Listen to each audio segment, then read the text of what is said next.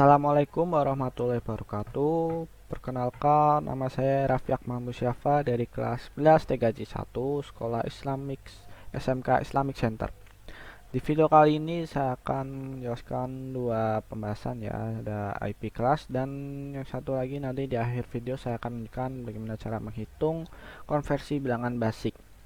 Nah, yang di pembahasan pertama saya akan menjelaskan tentang IP kelas. Kita klik di sini untuk lanjut. Untuk kelompok saya sendiri, kita klik lanjut lagi. Nah, saya akan menjelaskan tentang IP address. IP address adalah identitas suatu komputer berupa deretan angka biner 32 bit hingga 128 bit sebagai alamat yang digunakan untuk melakukan pertukaran data dengan komputer atau perangkat lain di jaringan internet. IP merupakan singkatan dari Internet Protocol. IP address dibagi menjadi dua kelompok, yaitu IP publik dan IP privat. IP publik sesuai namanya, IP address dengan jenis ini dapat diakses melalui jaringan internet. Oleh karena itu, IP address publik dimiliki oleh segala perangkat yang diperuntukkan layaknya umum, seperti server website, email, router wifi adalah beberapa contoh device yang menggunakan alamat IP publik. Sedangkan untuk IP privat, berjenis privat ini digunakan untuk komunikasi pada jaringan lokal. Contohnya, perangkat yang memiliki alamat IP private adalah laptop, PC, dan ponsel. Masing-masing device tersebut dapat berkomunikasi dengan satu sama lain, tidak melalui koneksi internet, tetapi pada jaringan lokal seperti local access network atau disebut dengan LAN. Nah, IP address ini dibagi menjadi beberapa kelas A, B, C, D, E ya. Ada 5 kelas. Nah, tapi sebelum untuk saya menjelaskan tentang kelas, saya akan menunjukkan tentang penjelasan host ID dan network ID terlebih dahulu.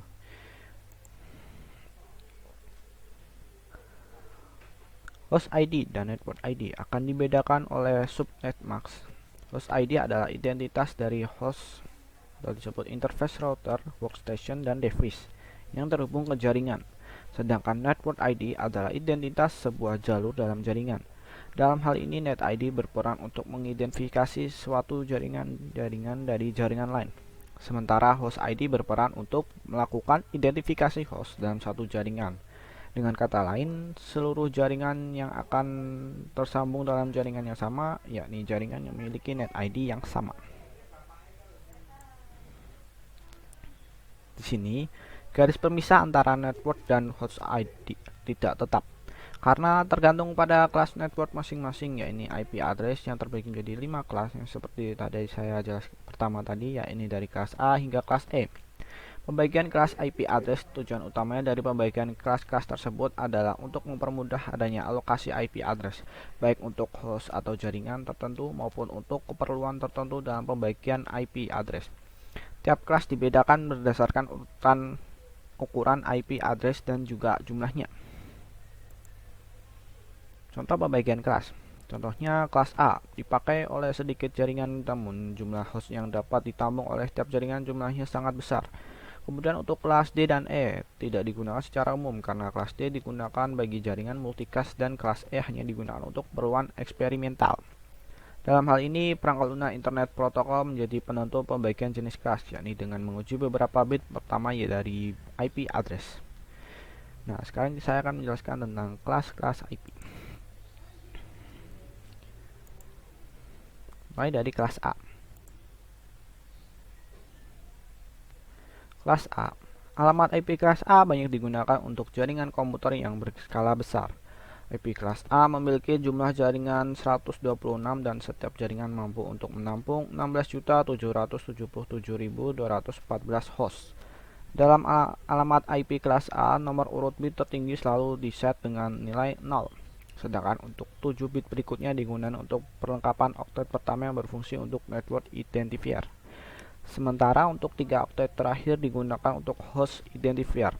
Rentan IP address kelas A adalah 1 sampai 126 dengan format penulisan 1.0.0.0 sampai dengan 126.255.255.255. Selanjutnya untuk kelas B. Kelas IP address yang satu ini digunakan untuk jaringan komputer dengan skala menengah sampai besar. IP kelas B menyediakan 16.384 jaringan dan setiap jaringan menampung hingga 65.534 host. Nomor urut pada 2 bit pertama dalam oktet pertama selalu diset dengan nilai 10 dalam bilangan biner. Sementara untuk 14 bit berikutnya digunakan untuk melengkapi 2 oktet pertama sebagai network identifier. Untuk 16 bit berikutnya atau 2 oktet terakhir berfungsi sebagai host identifier. Rentan IP address kelas B adalah 128 sampai 191 dengan format penulisan 128.0.0.0 sampai dengan 191.255.255.255. Kemudian untuk kelas C. Kelas IP address yang satu ini biasanya digunakan untuk skala kecil. IP address kelas C menyediakan 2.097.152 jaringan dan setiap jaringan dapat menampung 254 host. Pada 3 bit pertama pada oktet pertama selalu bernilai 110 atau dalam bilangan biner. Kemudian 21 bit berikutnya atau 3 oktet pertama berbentuk network identifier. Kemudian untuk 8 bit berikutnya atau oktet terakhir digunakan untuk host identifier. Rentan IP address kelas C adalah 192 sampai 223 dengan format penulisan 192.0.0.0 sampai dengan 223.255.255.255. Yang selanjutnya adalah kelas D. IP kelas D, kelas alamat IP ini digunakan untuk IP multicast. 4 bit pertama pada oktet pertama bernilai 110 dalam bilangan biner dengan sekaligus sebagai network identifier. Kemudian 28 bit berikutnya digunakan untuk host identifier.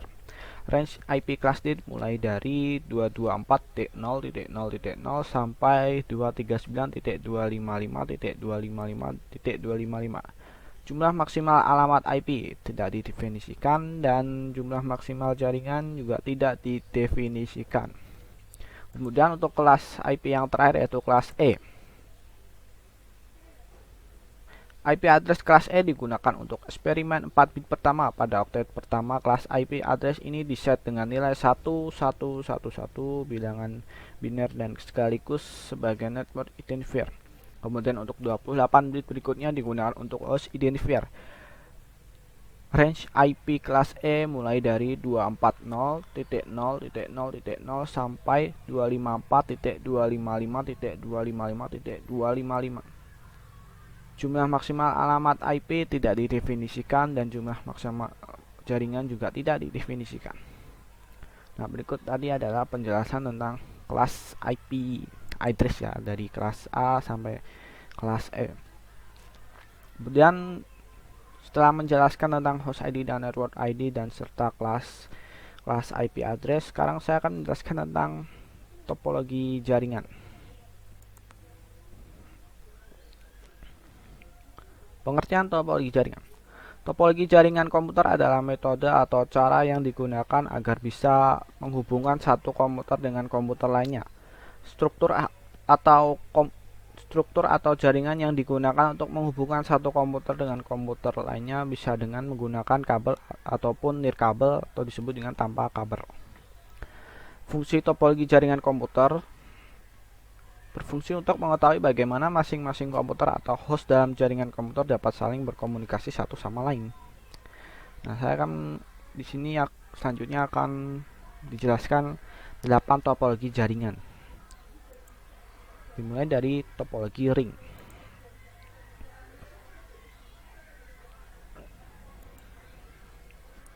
Topologi ring atau sering disebut dengan topologi cincin adalah jenis topologi jaringan yang digunakan untuk menghubungkan sebuah komputer dengan komputer lainnya dalam sebuah rangkaian yang berbentuk melingkar seperti cincin. Umumnya jenis topologi jaringan ring ini hanya menggunakan LAN card agar masing-masing komputer terkoneksi. Seperti inilah gambarnya, seperti berbentuk cincin dan melingkar ya guys.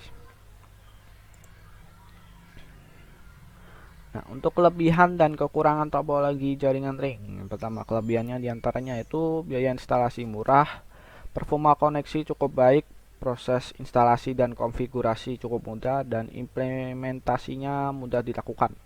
Sedangkan untuk kekurangannya dari topologi ring ini diantaranya yaitu jika terjadi masalah troubleshooting jaringan ini terbilang rumit, sangat rentan terjadi tabrakan arus data.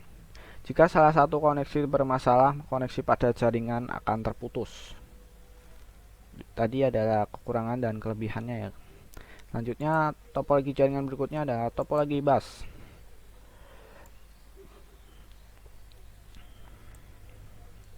Topologi bus adalah topologi jaringan yang lebih sederhana. Umumnya, topologi jaringan ini dilakukan pada instalasi jaringan berbasis kabel koaksial. Topologi bus menggunakan kabel koaksial pada sepanjang node, klien, dan konektor. Jenis konektor yang digunakan adalah BNC, terminator, dan TBNC. Ini adalah gambar topologi bus ya. Selanjutnya untuk penjelasan kekurangan dan kelebihan dari topologi bus. Pertama, kelebihan yaitu penambahan klien atau workstation baru mudah dilakukan, mudah digunakan dan sangat sederhana. Biaya instalasi murah karena menggunakan sedikit kabel. Untuk kekurangan dari topologi bus diantaranya yaitu sering terjadi tabrakan arus data, proses pengiriman dan penerimaan data kurang efisien. Topologi bus yang lama sulit untuk dikembangkan. Jika ada masalah pada kabel, misalnya terputus, maka komputer workstation akan terganggu. Selanjutnya yang ketiga adalah topologi mesh.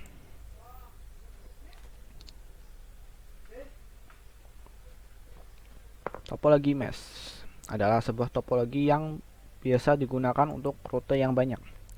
Jaringan topologi ini menggunakan kabel tunggal sehingga proses pengiriman data menjadi lebih cepat tanpa melalui hub atau switch.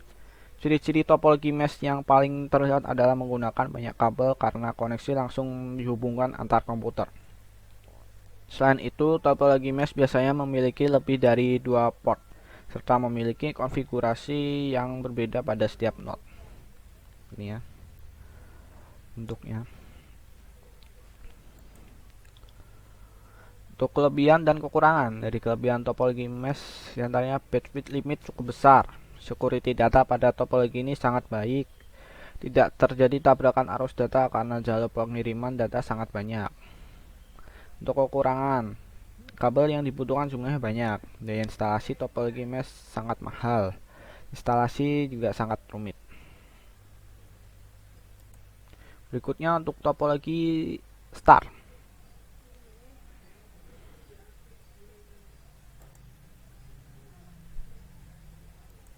Topologi star atau disebut dengan topologi bintang adalah topologi jaringan berbentuk bintang di mana umumnya menggunakan hub atau switch untuk koneksi antar klien. Topologi jaringan komputer ini paling sering digunakan saat ini karena memiliki banyak kelebihan. Ciri-ciri topologi jaringan star adalah setiap node terkoneksi langsung dengan server pusat. Aliran data mengalir dari node kemudian ke server pusat lalu diarahkan ke node yang dituju. Seperti ini bentuknya seperti bintang ya guys. Untuk kelebihan dan kekurangan dari topologi star. Kelebihannya diantaranya itu jaringan topologi ini tetap berjalan baik meskipun salah satu komputer klien bermasalah. Tingkat keamanan data pada topologi ini cukup baik, user lebih mudah mendeteksi masalah pada jaringan dan lebih fleksibel. Untuk kekurangan topologi star yaitu topologi ini terhitung mahal karena cukup banyak kabel ya. Seluruh komputer dalam jaringan ini akan bermasalah jika hub atau switch mengalami masalah. Sangat tergantung pada terminal pusat ya. Lalu untuk topologi jaringan yang kelima adalah topologi tree. Topologi tree atau topologi pohon adalah hasil penggabungan dari topologi bus dan topologi star. Umumnya topologi tree digunakan untuk interkoneksi antara hierarki dengan pusat yang berbeda-beda. Ciri-ciri topologi jaringan tree adalah memiliki kabel utama sebagai penghubung beberapa hub di antara star.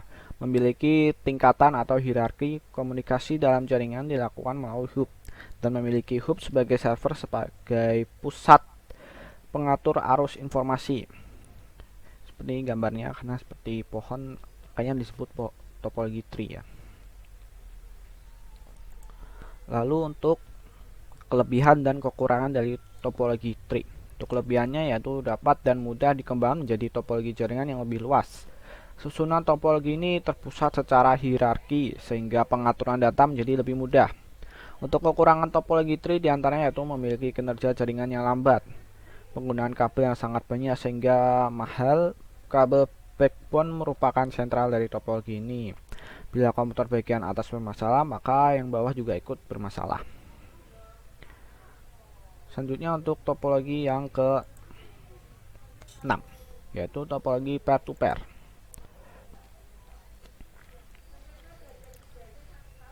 Topologi peer-to-peer adalah topologi jaringan yang sangat sederhana karena hanya menghubungkan dua komputer. Umumnya topologi peer-to-peer menggunakan satu kabel saja untuk menghubungkan kedua komputer agar bisa saling berbagi data. Nah, ini seperti ini ya, simple. Lalu ternyata ada kekurangan dan kelebihannya. Untuk kelebihan topologi peer ini, biasa instalasi sangat mudah, setiap komputer bisa berperan sebagai server atau klien. Nah, untuk kekurangan topologi peer-to-peer diantaranya yaitu sangat sulit dikembangkan. Security atau keamanan dalam topologi ini sering bermasalah. Proses troubleshooting termasuk rumit ya. Selanjutnya untuk topologi linear yang ke-7. Topologi linear atau sering disebut dengan topologi bus berurut. Umumnya topologi ini hanya menggunakan satu kabel utama sebagai konektor masing-masing titik sambungan pada setiap komputer. Ciri utama topologi linear adalah memiliki skema yang serupa dengan topologi bus dan menggunakan konektor BNC serta kabel RJ58. Seperti ini gambarnya ya guys. Lalu untuk kelebihan dan kekurangan dari topologi linear. Kelebihannya diantaranya itu mudah dikembangkan, penggunaan kabel sedikit, tata letak topologi linear sederhana dan mudah. Topologi ini tidak membutuhkan kendali sentral. Untuk kekurangannya, topologi linear diantaranya yaitu kepadatan trafik data cukup tinggi, keamanan data yang tidak terjamin. Selanjutnya untuk topologi yang terakhir yaitu topologi hybrid. Topologi hybrid adalah gabungan dari beberapa topologi yang berbeda ya, yang berbentuk jaringan baru. Dengan kata lain, jika ada dua atau lebih topologi yang berbeda terhubung dalam satu jaringan, maka topologi jaringan tersebut akan membentuk topologi hybrid. Biasanya topologi ini digunakan pada perusahaan yang mengambil alih perusahaan lain. Untuk kelebihan dan kekurangan dari topologi hybrid ini, untuk kelebihannya yaitu bersifat fleksibel, penambahan koneksi lain pada topologi ini menjadi sangat mudah. Untuk kekurangan topologi hybrid diantaranya yaitu proses instalasi dan pengaturannya cukup rumit. Manajemen topologi hybrid sangat sulit dilakukan. Biaya untuk membuat topologi ini cukup mahal. Berikut tadi adalah 8 topologi jaringan. Nah, setelah tadi kita belajar tentang host ID, network ID, kelas IP, dan topologi jaringan. Nah, sekarang saya akan menunjukkan bagaimana cara menghitung konversi bilangan basis ya. Saya akan menunjukkan di kertas.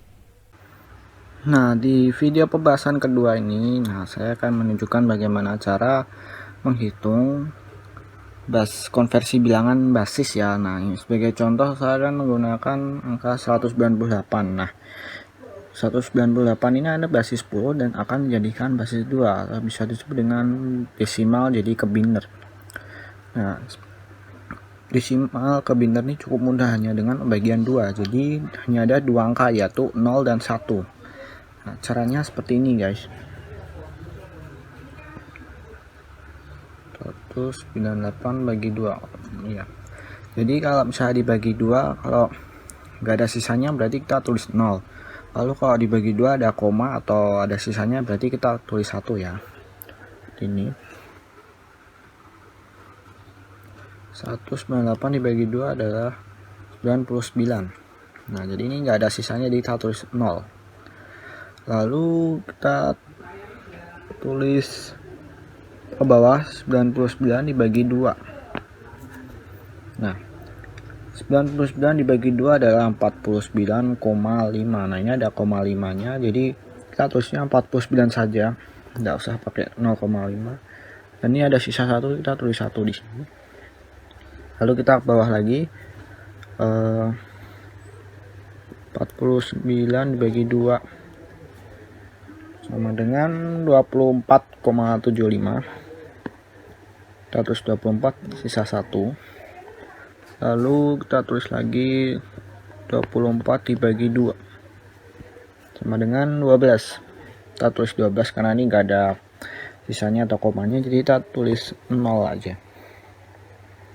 Lalu ke bawah lagi 12 dibagi 2 sama dengan 6. Nah, ini juga enggak ada sisanya, jadi kita tulis 0. Lalu kita ke bawah lagi 6 dibagi 2 sama dengan 3, juga nggak ada sisanya, kita tulis 0. Lalu 3 dibagi 2 sama dengan 1,5, kita tulis 1 saja. Nah, ini ada sisanya, jadi kita tulis 1. Lalu 1 dibagi 2 sama dengan 0,5, kita tulis 0. Ini kita tulis 1. Nah, inilah hasilnya. Nah, bagaimana cara menulisnya? Nah, kita menulisnya dengan seperti ini. Jadi 198 itu dari desi ke biner. Sama kita nulisnya ini dari bawah, guys. Jadi kayak naik ke atas gini. Jadi kita tulisnya gini. 1 1 0 0 lalu 0 1 1 0. Jadi ini adalah hasil konversi bilangan desimal ke biner dari angka 198. Kalian nanti bisa buktikan ya seperti ini. Jadi ini pembahasan dari konversi bilangan dari saya. Nah, tadi itu dia penjelasan video tentang konversi bilangan dari saya ya. Cukup mudah, saya tadi pakai contoh desimal ke biner ya. Basis 10 jadi basis 2. Ya, sekiranya segini saja video dari saya ya. Maaf jika ada kata yang kurang dimengerti atau kurang jelas dan mungkin membingungkan. Saya mengucapkan maaf dan saya juga mengucapkan terima kasih sudah menonton video ini. Sekian dari saya. Wassalamualaikum warahmatullahi wabarakatuh.